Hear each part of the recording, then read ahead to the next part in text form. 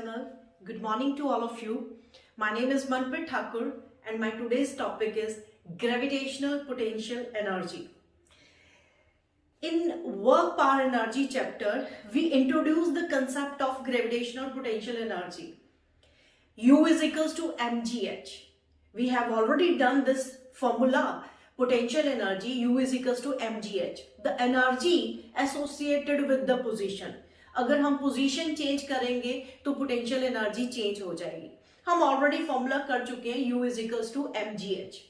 लेकिन this formula is valid only if the particle is near to the surface of earth. सिर्फ उसी reason में ये formula applicable है या वैलिड है जिस रीजन में ग्रेविटी यानी acceleration due to gravity constant होगी. अगर G वेरी कर जाए तो ये फॉर्मूला एप्लीकेबल नहीं होगा.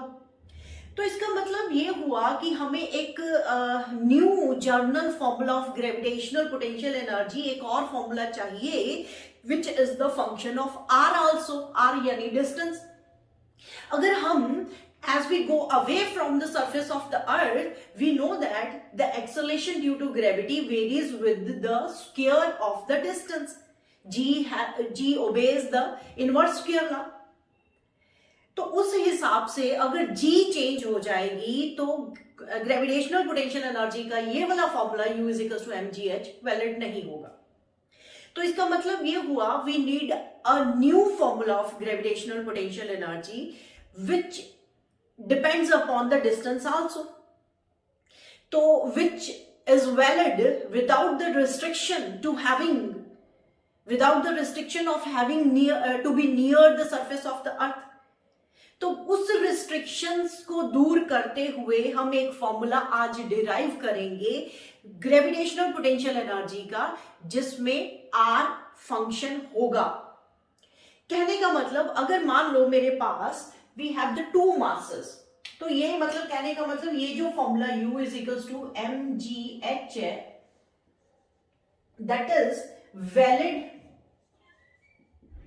only near the surface of earth. Near the surface of earth.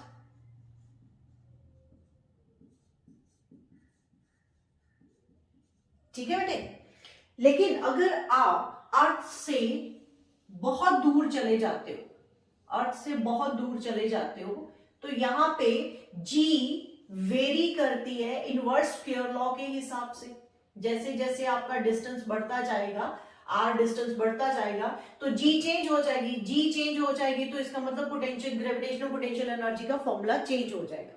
तो अब ये फॉर्मूला एप्लीकेबल नहीं होगा. या फिर एक और चीज मैं बताती हूं. मेरे पास दो मासेस हैं. मान लो ये m1 मास है and here is the m2 mass. Here is the m2 mass. तो there is a certain, they are situated at a certain distance r. तो मुझे इस पूरे सिस्टम की जिसमें दो मासेस r डिस्टेंस पे पड़े हुए हैं उस सिस्टम की मुझे gravitational potential energy find out करनी है. तो ये फॉर्मूला तो नहीं लगेगा. तो इस सिस्टम की gravitational potential energy find out करने पे जो फॉर्मूला आएगा जो मैं आज डिराइव करवाऊंगी वो फॉर्मूला बेटे ये निकलेगा -G m1 m2 upon R. ये फॉर्मूला हम gravitational potential energy of the system में दो मासेस पड़े हैं. तो जरूरी नहीं है सिस्टम में दो मासेस हो, जितने मर्जी मासेस हो सकते हैं, 3 हो सकते हैं, 4 हो सकते हैं, n number of the particles हो सकते हैं. तो उसका gravitational potential energy find out करने का ये फॉर्मूला होगा. ये मैं डिराइव करवाऊंगी और नेगेटिव साइन आएगा. अब बात ये है कि इन दोनों को इस जगह पे m1 और m2 मास को r डिस्टेंस पे रखने पे जो अमाउंट ऑफ वर्क डन हो रहा है that work done is stored in the form of gravitational potential energy. तो पहले मुझे ये बताना है, just wait. अब बेटे ये दो मासेस जो हैं m1 और m2 certain distance r distance पे रखने पे हमें कुछ ना कुछ वर्क डन करना पड़ा. वो क्या वर्क डन करना पड़ा और क्यों करना पड़ा? पहली बात, अगर ये m1 और m2 सर्टेन डिस्टेंस पे रखने हैं तो आपको ऐसे पकड़ के रखने पड़ेंगे। You are doing work here. वो क्यों? अगर आप gravitational potential, Newton's gravitational law में हमने क्या पढ़ा हुआ है, every masses every particle attract each other. अगर इसको हम पकड़ के नहीं रखेंगे तो they will attract each other और वो चिपक जाएंगे। तो इस पोजीशन से इस पोजीशन तक रखने के लिए, आर डिस्टेंस तक रखने के लिए we are doing the work.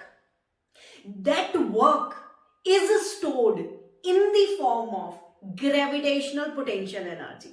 तो इसका मतलब अगर मुझे gravitational potential energy find out करनी है तो इन दो मासेस को इस पोजीशन पे रखने पे जो वर्क डन हुआ है वो फाइंड आउट करना है, क्योंकि that work done is stored in the form of the gravitational potential energy.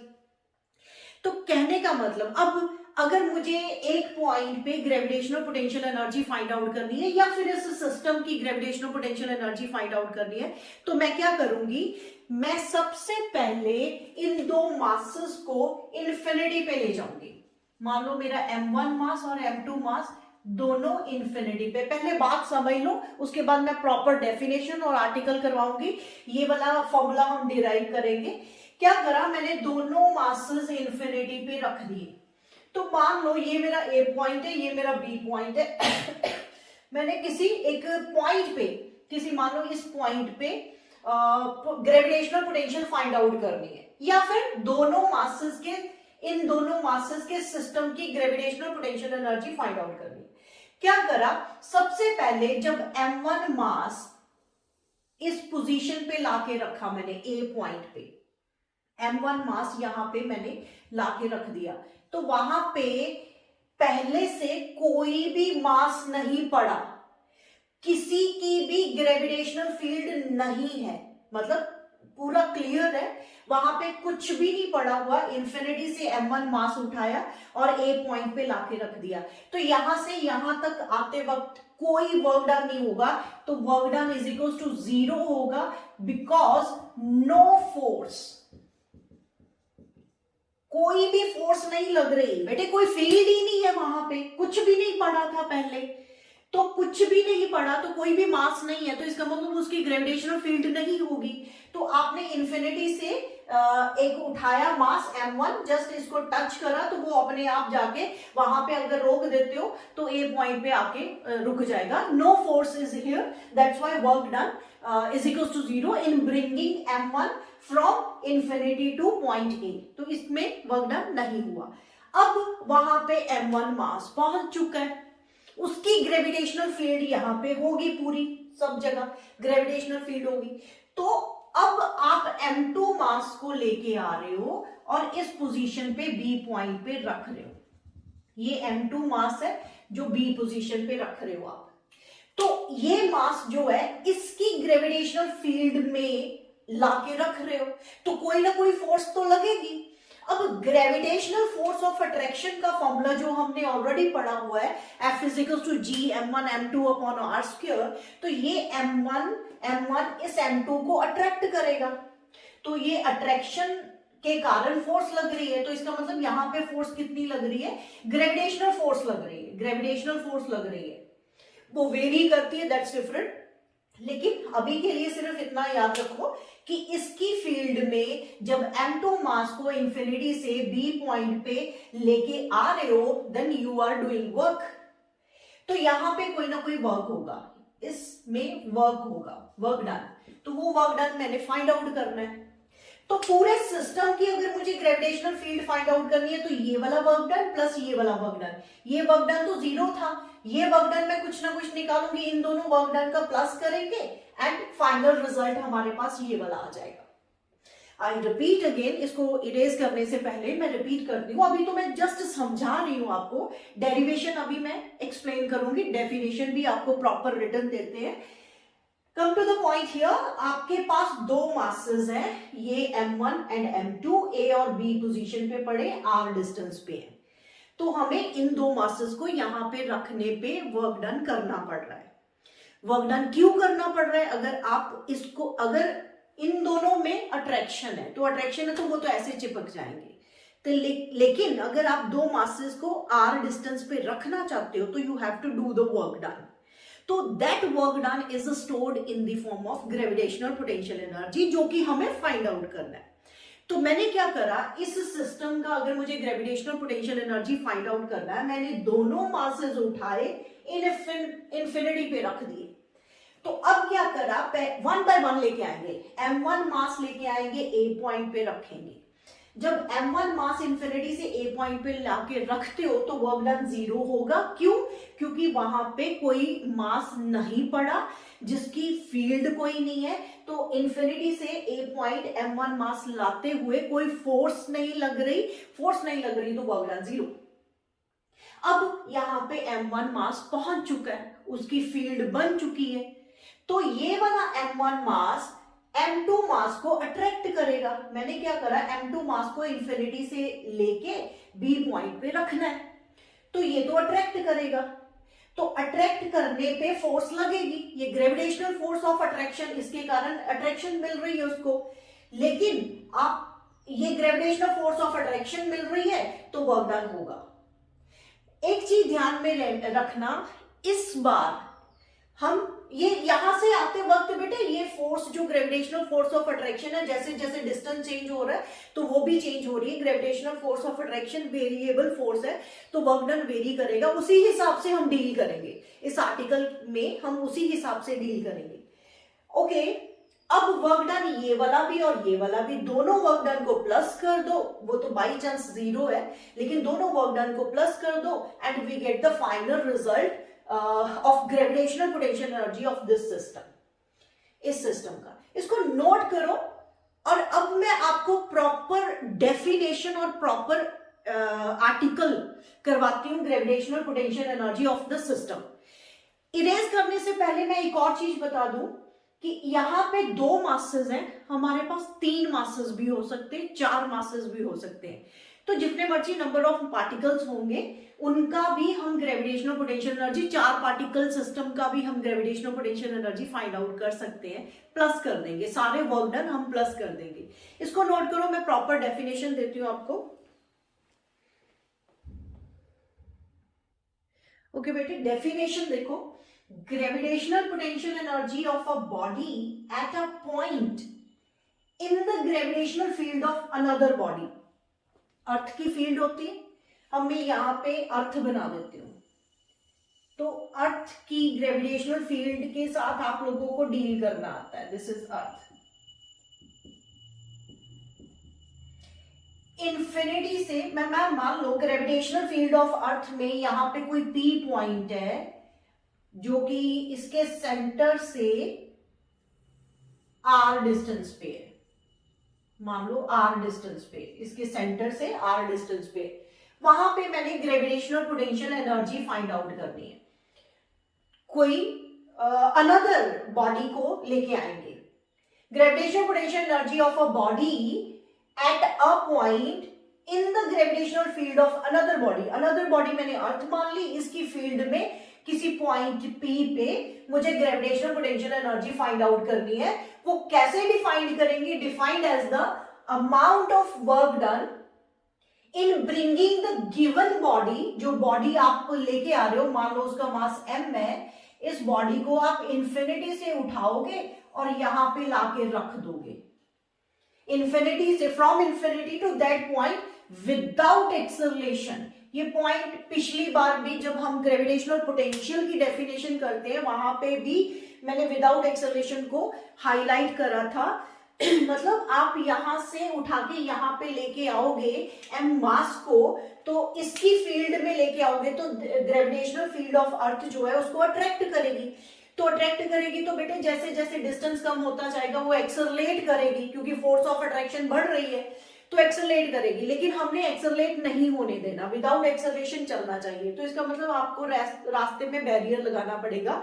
मतलब आप क्या कर रहे हो, you are doing the work, external work, this is external agency. आप सिर्फ इतना काम करोगे, उसके रास्ते में हाथ रख दिया, दैट मीन्स उसको एक्सेलरेट नहीं होने दोगे, मतलब उसकी स्पीड नहीं बढ़ने दोगे, मतलब उसकी काइनेटिक एनर्जी चेंज नहीं होनी चाहिए। तो ठीक है, आप एम मास को इंफिनिटी से लाके यहाँ पे रख देते हो आर डिस्टेंस पे, तो ये यहां से यहां तक आते हुए ग्रेविटेशनल फोर्स ऑफ अट्रैक्शन बढ़ेगी, तो आपने बढ़ने नहीं देना। तो आपको एग्जैक्टली उतनी ही फोर्स उस तरफ भी लगानी पड़ेगी सो दैट कि वो एक्सेलरेट ना करे। तो विदाउट एक्सेलरेशन आनी चाहिए। तो मैंने पहले भी बताया बेटे, जब तक हम पोटेंशियल की बात करेंगे हम we are related with the position only, वहां पे काइनेटिक एनर्जी चेंज नहीं होनी चाहिए, यानी एक्सेलरेशन चेंज नहीं होनी चाहिए। तो एक चीज ये याद रखना, और दूसरी बात ये है कि इसमें वर्क डन ग्रेविटेशनल फोर्स करेगा। जब मैंने ग्रेविटेशनल पोटेंशियल का आर्टिकल करवाया था, वहां पे हमने वर्क डन बोला था एक्सटर्नल एजेंसी के कारण जो वर्क डन होता है, मतलब जो हम कर रहे हैं। लेकिन यहाँ पे जो इस मास को लेके आ रहा है वो इसकी अट्रैक्शन यानी ग्रेविटेशनल फोर्स ऑफ अट्रैक्शन लेके आ रही है। तो यहाँ पे work is done by the gravitational force. तो ग्रेविटेशनल फोर्स को मैं कंसिडर करूंगी।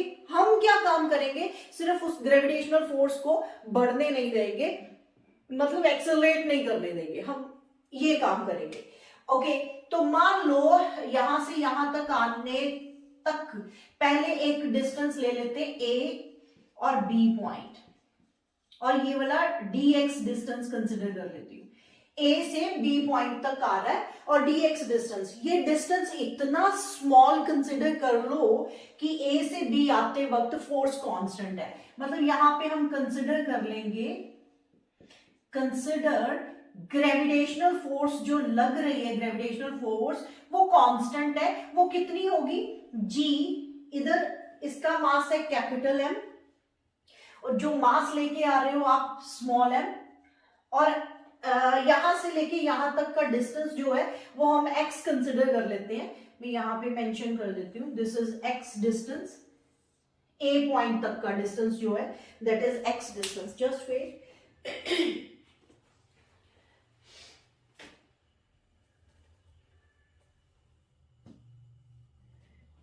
ये वाला डिस्टेंस हम x कंसिडर करते हैं बेटे, a पॉइंट तक का डिस्टेंस दैट इज x, और आप इधर यहां तक,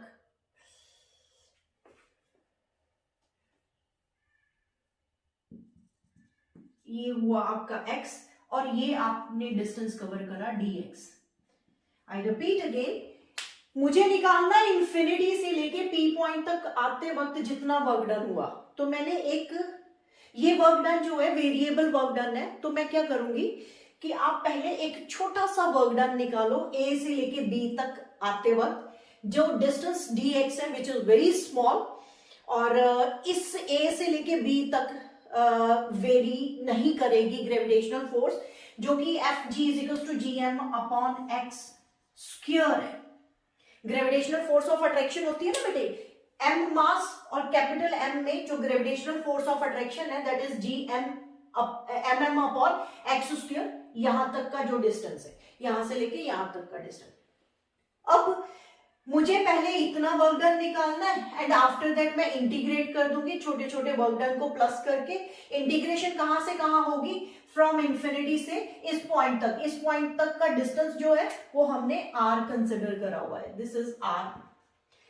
नोट करो इसको, मैं इरेज कर दूंगी ये। आई रिपीट अगेन, इरेज करने से पहले फिर मैं एक बार बता दूं, मुझे अर्थ की फील्ड में किसी p पॉइंट पे gravitational potential energy find out करनी है। उसके लिए क्या करेंगे, इंफिनिटी से एक m मास उठाएंगे और p पॉइंट पे लाके रख देंगे। तो इतने में जो वर्क डन होगा, इतने में जो वर्क डन होगा, that work done is stored in the form of gravitational potential energy। कहने का मतलब अगर मुझे gravitational potential energy find out करनी है तो मुझे वर्क डन फाइंड आउट करना है। दूसरी इंपॉर्टेंट बात, ये जो वर्क डन है इस बार आप नहीं कर रहे हो, एक्सटर्नल एजेंसी नहीं कर रही, ग्रेविटेशनल फोर्स कर रही है। ये जो मास है इस मास को अट्रैक्ट कर रही है, ये जो ग्रेविटेशनल फोर्स ऑफ अट्रैक्शन है वो काम करवा रही है, वो इधर लेके जा रही है। आप क्या कर रहे हो, आप जस्ट रास्ते में बैरियर लगा के सिर्फ उसको एक्सेलरेट नहीं होने दे रहे। क्यों? क्योंकि हमारी डेफिनेशन बोल रही है is defined as the amount of work done in bringing the given body यानी m को from infinity to that point without acceleration। तो आपका काम सिर्फ ये हुआ कि आप फोर्स को बढ़ने मत देना। क्यों? फोर्स बढ़ेगी, डेफिनेटली बढ़ेगी, क्योंकि जैसे जैसे डिस्टेंस कम होता जाएगा एक्सेलरेशन बढ़ेगी, ग्रेविटेशनल फोर्स बढ़ेगी। आपका काम है विदाउट एक्सेलरेशन ही उसको लेके आना, आप उसको बैरियर क्रिएट कर देना, आप उसको एक्सेलरेट नहीं होने देना। जितनी फोर्स ये लग रही है उतनी ही फोर्स काउंटर बैलेंस आप करोगे, एंड धीरे धीरे धीरे धीरे करते करते इंफिनिटी से पी पॉइंट तक मास को, एम को हम ले आएंगे। एंड द वर्क डन वो जो आए उस टाइम निकलेगा वो विदाउट एक्सेलरेशन वाला ही वर्क डन निकलेगा। अब मैं डेरिवेशन में फिर से मैं बताती हूँ, डेरिवेशन में वर्क डन जो मैं निकालूंगी वो मैं ग्रेविटेशनल फोर्स को यूज करूंगी, एक्सटर्नल एजेंसी को नहीं। एक्सटर्नल एजेंसी ने इस तरफ फोर्स लगाई है, लेकिन ग्रेविटेशनल फोर्स लग रही है इधर, तो work done by the gravitational force. आप ग्रेविटेशनल फोर्स लग रही है इधर और डिस्टेंस भी आप मूव कर रहे हो इधर, angle between the force and the distance moved is zero here. तो ये पॉइंट सब नोट करने वाले, क्योंकि आर्टिकल में मुझे ये करवाना है। नोट करो इसको, ये मैं इरेज करने जा रही हूँ, डायग्राम बनी रह देती हूँ मैं यहाँ पे, एंड आर्टिकल करूंगी। नोट करो बेटे इसको।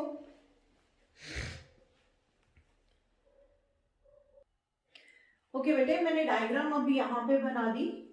अर्थ है, अर्थ का सेंटर ओ, पी पॉइंट पे हमने gravitational field, gravitational potential energy find out करनी है।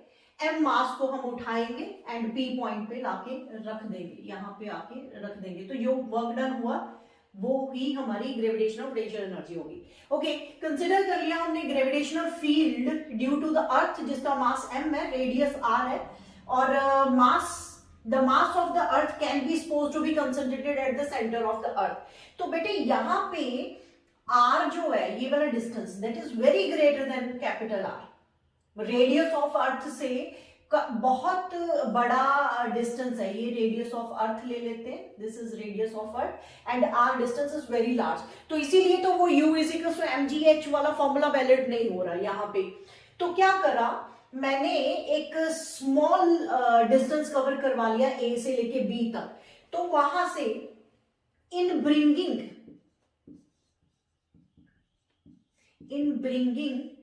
m from A to B, the work done is given by, तो वो स्मॉल वर्क डन है, तो dw is equals to f vector, कौन सा f vector, gravitational force of attraction जो है, डॉट dx वेक्टर। मैंने पहले भी बताया, इस टाइम वर्क डन कौन कर रहा है, ग्रेविटेशनल फोर्स ऑफ अट्रैक्शन, तो वो ग्रेविटेशनल फोर्स ऑफ अट्रैक्शन इस तरफ है, तो आप किस तरफ मूव कर रहे हो, इस तरफ। डिस्टेंस भी मतलब m मास जो है वो मूव भी इधर ही कर रहा है, तो इन दोनों में जो एंगल होगा F G into D X cos 0 होगा, ठीक है।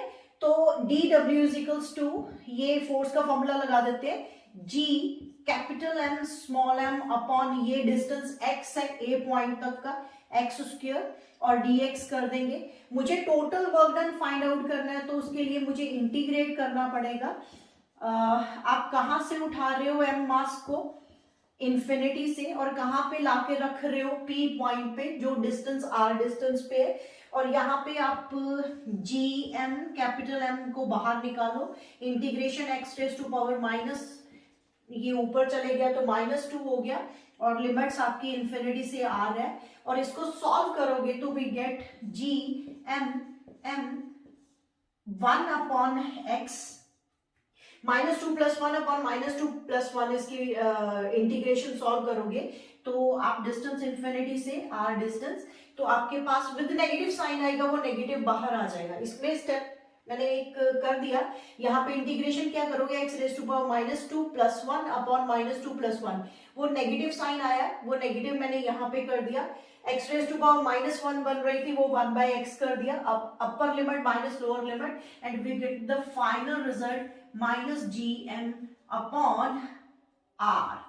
अपर लिमिट r पुट करोगे 1 upon r minus 1 upon infinity, 1 upon infinity 0 होता है, you get the final result. तो ये वर्क डन कौन सा है, ये वर्क डन है एम मास को इंफिनिटी से उठा के पी पॉइंट पे रखने पे जो फॉर्मूला आया, we get this formula and this work done is stored in the form of the gravitational potential energy. तो हम ऐसे कहेंगे कि ग्रेविटेशनल पोटेंशियल एनर्जी का फॉर्मूला ये निकल के आ रहा है जब आप एम मास को पी पॉइंट, मतलब gravitational potential energy P point पे जो निकली है वो minus G M upon R निकली है। तो ये हमारा फाइनल फॉर्मूला, नोट करो इसको, मैं ग्रेविटेशनल पोटेंशियल एनर्जी लिखती हूं।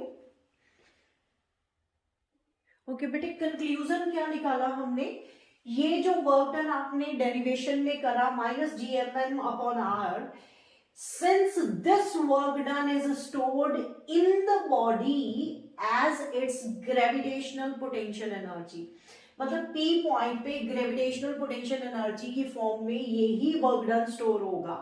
तो हेंस क्या हुआ, gravitational potential energy of a body of mass m at point P in the gravitational field of earth, जिसका मास हमने कैपिटल M लिया था, at a distance r distance पे will be, gravitational potential energy कितनी होगी, u की form में हम डिनोट करते हैं, u रिप्रेजेंटिंग साइन है ग्रेविटेशनल पोटेंशियल एनर्जी का, तो u is equal to minus G M upon R आ गया। तो ये आपका कंक्लूजन निकल आया। जब भी आप ग्रेविटेशनल पोटेंशियल एनर्जी का फॉर्मूला लगाओगे तो ये लगाओगे, अगर मेरे पास दो मासेस डिफरेंट है m1 और m2, तो यहाँ पे minus G m1 m2 upon R आ जाएगा।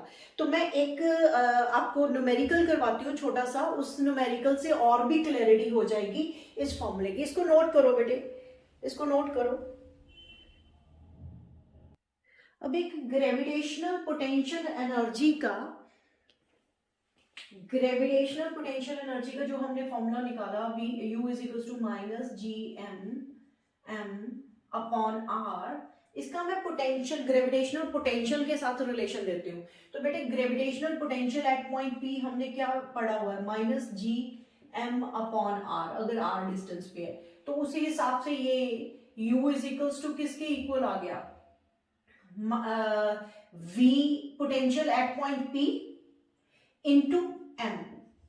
तो उस हिसाब से gravitational potential energy is equals to gravitational potential at that point, जिस पॉइंट पे आप gravitational potential energy find out कर रहे हो, उस पॉइंट पे जो पोटेंशियल होगा, ग्रेविटेशनल पोटेंशियल होगा, into mass, mass of the body, mass of the body. एक ये फॉर्मूला आपके लिए बहुत बेनिफिशियल रहेगा, ये फॉर्मूला यूज करके हम न्यूमेरिकल्स निकालेंगे। थोड़े कॉम्प्लिकेटेड न्यूमेरिकल इस फॉर्मूले से बहुत इजी वे से निकल जाते हैं, तो इसलिए ये याद रखना क्या है, ग्रेविटेशनल पोटेंशियल एनर्जी किसी पॉइंट पे किसके इक्वल है, ग्रेविटेशनल पोटेंशियल, पोटेंशियल समझते हो ना, तो पोटेंशियल का फॉर्मूला हमने क्या पढ़ा हुआ था, ग्रेविटेशनल पोटेंशियल का formula minus G M upon R. तो minus G M upon R की जगह मैंने v लिख दिया, यानी gravitational potential at point p into M, M क्या था, वो बॉडी का मास जो आप लेके आ रहे थे इंफिनिटी से p पॉइंट पे। तो आपका ग्रेविटेशनल पोटेंशियल एनर्जी निकालने का एक ये भी मेथड है, gravitational potential at that point into the mass of the body. अब मैं इसका ग्राफ ड्रॉ करवाती हूँ। तो ग्राफ में इधर हम लेते हैं डिस्टेंस एंड मान लो मैंने ड्रॉ कर दिया यहाँ पे, दिस इज अर्थ,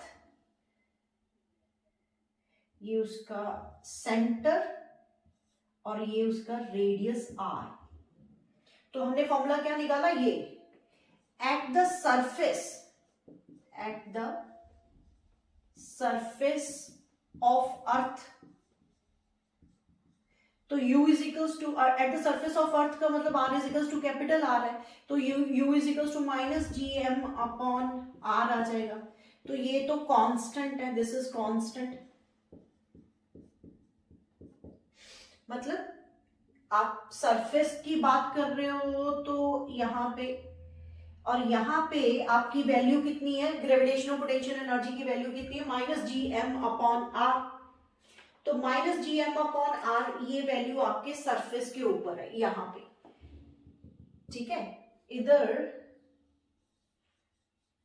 पोटेंशियल का ये इधर पोटेंशियल ग्रेविटेशनल पोटेंशियल एनर्जी और इधर r डिस्टेंस ले रही हूं मैं।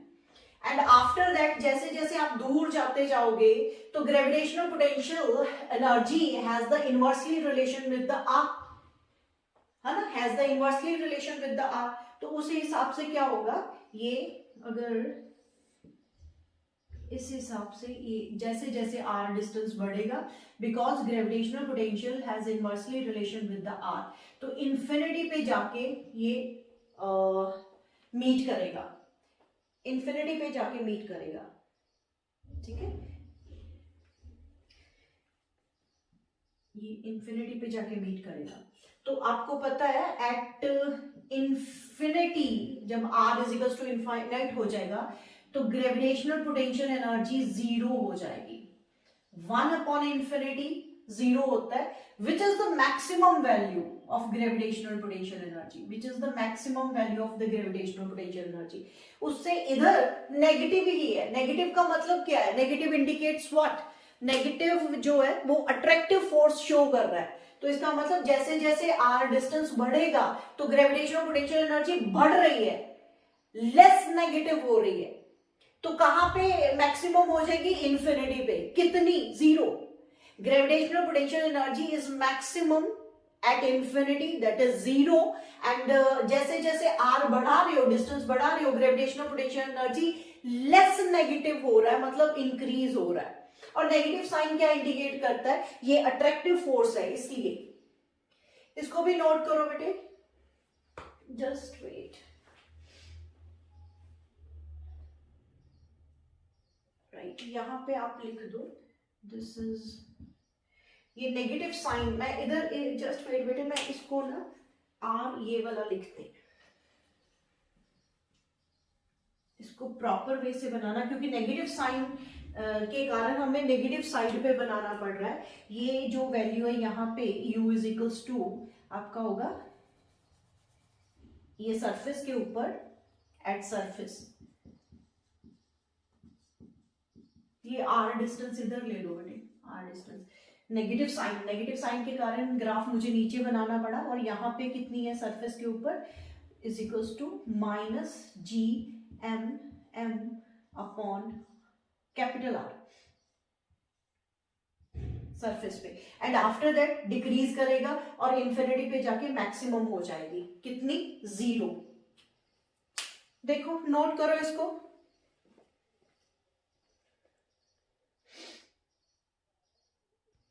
ओके बेटे। मैंने अब कुछ नोट्स लिख दिए, नोट 1, 2 और 3, एक और लिखाना है। ये नोट लिखाने का मैंने समझा चुकी हूँ, लेकिन लिख रही हूँ कि सो दैट कि आपके नोट्स प्रॉपर बन जाए। पहला नोट देखो, u is equal to minus G M M upon r, ये मैं ऑलरेडी बता चुकी हूँ, डिराइव कर दिया। लेकिन नेगेटिव साइन मैंने ये भी बताया कि नेगेटिव साइन क्यों है, because they are attractive forces, gravitational force of attraction के कारण पोटेंशियल एनर्जी होती है। The negative sign shows that the gravitational potential energy is due to the gravitational force that is by attractive force. जो attractive forces के कारण work done होगा वो negative होगा, अट्रैक्टिव फोर्सेस के कारण जो ग्रेविटेशनल पोटेंशियल एनर्जी होगी वो नेगेटिव होगी। तो उसके बाद सेकेंड नोट मैंने दिया, इफ r इंक्रीजेस, मतलब आप अर्थ के सरफेस से दूर जाते जा रहे हो, बहुत दूर चले जा रहे हो, तो ग्रेविटेशनल पोटेंशियल एनर्जी बढ़ती जाएगी। क्यों, क्योंकि वो लेस नेगेटिव होगी। तो जैसे जैसे r इंक्रीजेस तो u लेस नेगेटिव हो रहा है। लेस नेगेटिव का मतलब बढ़ रहा है ना, समझ रहे हो ना। ये नेगेटिव साइन क्या कर रहा है तो इनवर्सली रिलेशन था ग्रेविटेशनल पोटेंशियल एनर्जी का r के with respect to inverse relation है। अगर यहाँ पे पॉजिटिव साइन होता तो मैं बोलती as the r increases gravitational potential energy decreases, because they have inversely relation. लेकिन नेगेटिव साइन होने के कारण डायरेक्टली हो गया। कहने का मतलब अब r बढ़ेगा तो u भी बढ़ेगा, gravitational potential energy also increases, that is becomes less negative. इस पॉइंट को समझना। और सबसे मैक्सिमम कहां पे होती है, जब r इंफिनिटी हो जाए, gravitational potential energy is equals to zero, which is maximum. And third note मैंने दिया, अब ये तो इंफिनिटी से हर बार इंफिनिटी की बात नहीं करेंगे, हम बीच में कहीं पे r1 डिस्टेंस और r2 डिस्टेंस है। मान लो मेरे पास 2 पॉइंट है, यहाँ पे एक पॉइंट है अर्थ से अर्थ से, इसके सेंटर से यहाँ पे पॉइंट एक ए पॉइंट ले लेते हैं, ये ऐसे करती हूं मैं, इस पॉइंट को ए पॉइंट ले लेते हैं, बी पॉइंट ले लेते हैं, और ये वाला डिस्टेंस मैंने R1 लिया एंड ये वाला डिस्टेंस R2 लिया। तो कहने का मतलब मुझे ए से बी आना है, मुझे अब इस बार इन्फिनिटी से नहीं आना, मुझे किसी एक पॉइंट पे ग्रेविटेशनल पोटेंशियल नहीं फाइंड आउट करनी, मुझे दो पॉइंट के बीच में gravitational potential difference find out करना है, gravitational potential energy difference find out करना है ए और बी पॉइंट पे। ए पॉइंट R1 डिस्टेंस पे, बी पॉइंट R2 डिस्टेंस पे है, और R1 ग्रेटर देन R2 है। तो यहां से यहां तक आते वक्त जितना ग्रेविटेशनल पोटेंशियल एनर्जी चेंज हुआ वो मुझे फाइंड आउट करना है, यानी डेल्टा यू फाइंड आउट करना है। तो डेल्टा यू क्या हुआ, G M M upon X square D X. इस बार लिमिट्स हमारी क्या हुई, R1 से R2, R1 से R2, तो फिर सॉल्व कर दो। Delta U is equals to क्या आ गया, अगेन वही जी एम एम बाहर आ गया, अंदर x -2 + 1 अपॉन -2 + 1, और लिमिट्स R1 और R2, ये नेगेटिव साइन इधर आ जाएगा, minus G M M x raise to power -1 बनेगा, अपर लिमिट यानी 1/R2 -1/R1। ये आपका ग्रेविटेशनल पोटेंशियल एनर्जी डिफरेंस आया, ग्रेविटेशनल पोटेंशियल एनर्जी डिफरेंस आ रहा है, ठीक है, क्लियर हुआ बेटे। तो अब आप यहां से नोट कर सकते हो कि डेल्टा यू जो है R1 ग्रेटर देन R2 है, तो इसका मतलब क्या हुआ, ये नेगेटिव साइन आ रहा है, तो इसका मतलब क्या हुआ, gravitational potential energy decreases as we come close to the earth. इस सरफेस, अगर आप दूर जाते हो तो या इस पॉइंट से देखो, if R increases gravitational potential energy increases, मतलब less negative, maximum at infinity. लेकिन अगर आप इस तरफ आ रहे हो, टूवर्ड द अर्थ आ रहे हो, इसकी फील्ड की तरफ आ रहे हो, तो इसकी वैल्यू नेगेटिव होगी। नेगेटिव का मतलब ग्रेविटेशनल पोटेंशियल एनर्जी जो होगी वो डिक्रीज करेगी, because they are attractive forces. Note करो इसको। एक और नोट मैंने देना है, उसमें क्या होगा, अगर हम अर्थ के सरफेस से उठा के किसी सर्टेन हाइट पे लेके जाते हैं, तब इसी फॉर्मूले को यूज करके मैं gravitational potential energy find out कर दूंगी, mgh। इसको नोट करो, मैं वो भी करवा देती हूँ, फोर्थ नोट।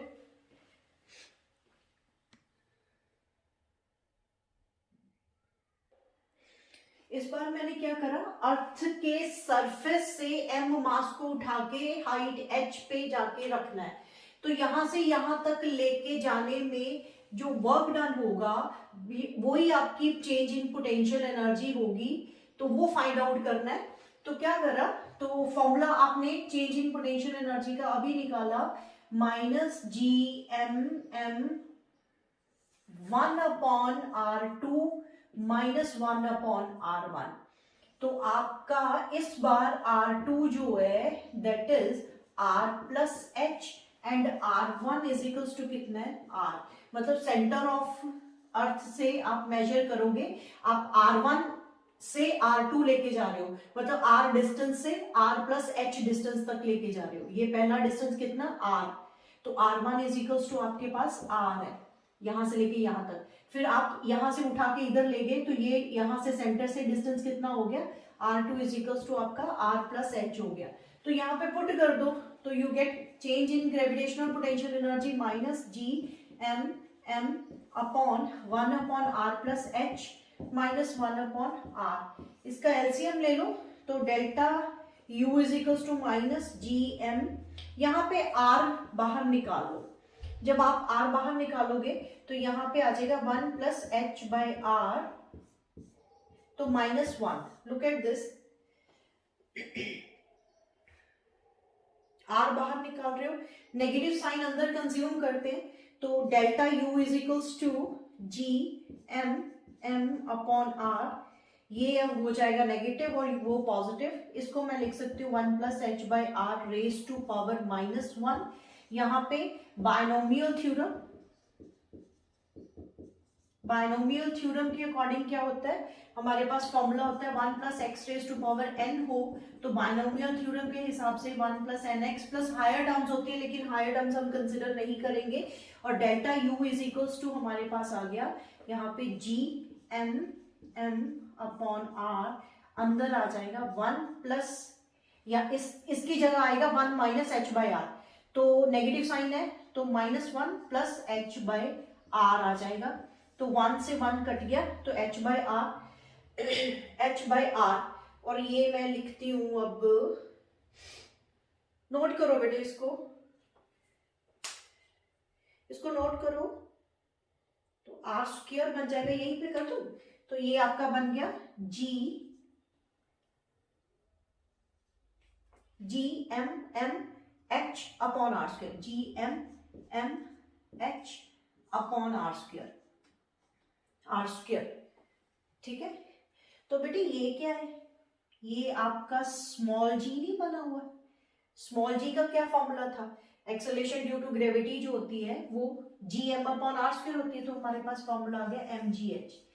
तो अर्थ के सरफेस से अगर सर्टन हाइट पे लेके जाते हो, इस सरफेस से यहां पे लेके जाने पे जो ग्रेविटेशनल पोटेंशियल एनर्जी चेंज आया, change in gravitational potential energy, वो mgh आया।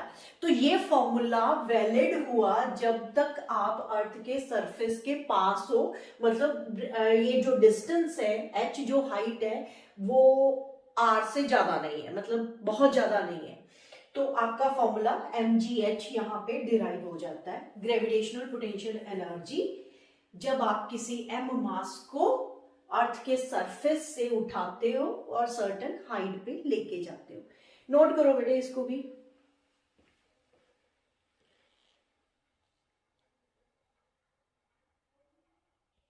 ओके बेटे, इससे पहले कि मैं अपना लेक्चर कंप्लीट करूं, मैं एक स्पेशल नोट देने जा रही हूं। हमने ग्रेविटेशनल पोटेंशियल के results due to solid sphere, ये ड्यू टू सॉलिड स्फीयर थे, ड्यू टू सॉलिड स्फीयर, जैसे कि अर्थ तो अर्थ के केस में हमारे पास ग्रेविटेशनल पोटेंशियल के जो फॉर्मूले आए थे, outside at distance R minus G M upon R, at the surface minus gm upon capital R, R is the radius of the earth, inside minus gm upon 2 r cube, 3 r square minus r square, ये मैं already अपने पिछले lecture में करवा चुकी हूँ, वहां पे आप कंपेयर कर सकते हो, मैं डिस्क्रिप्शन में लिंक दे दूंगी पिछले लेक्चर्स के, और प्ले लिस्ट ऑफ ग्रेविटेशन के भी लिंक डिस्क्रिप्शन में डाल दूंगी, आप वहां से चेक कर सकते हो। तो potential at the centre -3/2 gm upon R, यानी 3/2 of the potential at the surface. ये चारों रिजल्ट्स हमने ऑलरेडी करे हुए हैं। आज के लेक्चर में हमने क्या पढ़ा, ग्रेविटेशनल पोटेंशियल एनर्जी। तो ग्रेविटेशनल पोटेंशियल एनर्जी का जो पोटेंशियल के साथ फॉर्मूला आया था वो क्या था, potential at point P into M mass.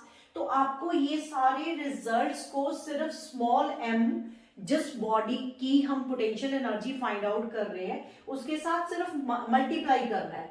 तो सारे रिजल्ट क्या आए बेटे, u आउटसाइड, आउटसाइड, चलो आउटसाइड द स्फीयर, मतलब कहीं पे भी एट डिस्टेंस r ही लिख देती हूं मैं भी यहाँ पे, एंड वो क्या आएगा minus G M M upon R, मतलब minus G M upon R, मतलब आपको पोटेंशियल को सिर्फ m के साथ मल्टीप्लाई करना है। At surface, sorry u, gravitational potential energy at surface,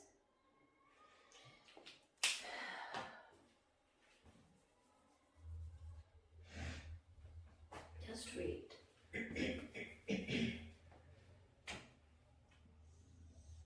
eight surface आपको सरफेस का ये फॉर्मूला लेना है, minus G M upon R को सिर्फ m के साथ मल्टीप्लाई करना है। इनसाइड द ग्रेविटेशनल पोटेंशियल अगर फाइंड आउट कर, gravitational potential energy find out करनी है तो बस इसको भी स्मॉल m के साथ मल्टीप्लाई कर दो and we get this result. तो ये तो बड़ा सिंपल हो गया, मैंने बोला था ना, gravitational potential energy find out करना टिपिकल न्यूमेरिकल्स में भी या टिपिकल आर्टिकल्स में भी बहुत इजी हो जाएगा अगर आप ये फॉर्मूला याद कर लेते हो। Gravitational potential energy is equals to the potential, gravitational potential उस पॉइंट पे जहां पे आप फाइंड आउट कर रहे हो इनटू जिस बॉडी को लेके आ रहे हो उसका मास मल्टीप्लाई कर दो। तो इसके साथ m आ गया, फिर एट सेंटर इस पूरे को m के साथ मल्टीप्लाई कर दो, यानी 3/2 GM अपॉन r, यानी जो आ जाएगा 3/2 U एट सरफेस। ठीक है बेटे, इसको नोट करो, कंपेयर करो। वेरी सिंपल, मैं बार बार बोल रही हूँ ये फॉर्मूला हमारे लिए काफी बेनिफिशियल होगा क्योंकि हम टिपिकल न्यूमेरिकल इस फॉर्मूले से बड़े आराम से निकाल पाएंगे। नोट करो बेटे इसको।